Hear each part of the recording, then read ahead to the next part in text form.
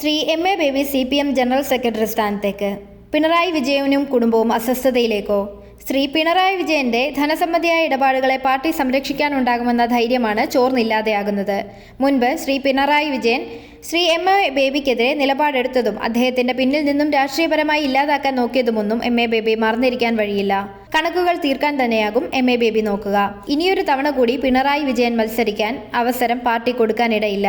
കണ്ണൂർ ലോബിയാണ് ഇപ്പോഴും പാർട്ടിയുടെ അന്തിമ തീരുമാനങ്ങൾ കൈക്കൊള്ളുന്നത്. കണ്ണൂർ ജില്ലാ സെക്രട്ടറി എന്നാൽ പാർട്ടിയുടെ ജനറൽ സെക്രട്ടറിയോട് അടുത്ത സ്ഥാനം എന്നാണ് കരക്കമ്പി. ഇന്ന് വരെ സീതാറാം യെച്ചൂരിയായിരുന്നു പിണറായി വിജയന്റെ എല്ലാ കാര്യങ്ങളിലും പിന്താങ്ങിയിരുന്നത്.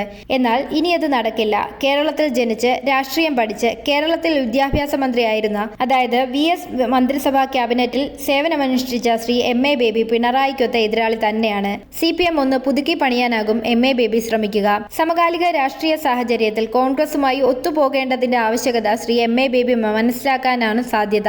കേരളത്തിന് പുറത്ത് എങ്കിൽ മാത്രമേ എന്തെങ്കിലും ഒരു സാധ്യത ഉണ്ടാകൂ എന്ന് അദ്ദേഹത്തിന് അറിയാം. അതായത് ഇന്ത്യ മുന്നണിക്കൊപ്പം. ലോക്സഭയിലുള്ള 4 MPമാരിൽ 3 MPമാരും ഇന്ത്യ മുന്നണിക്കൊപ്പമാണ്.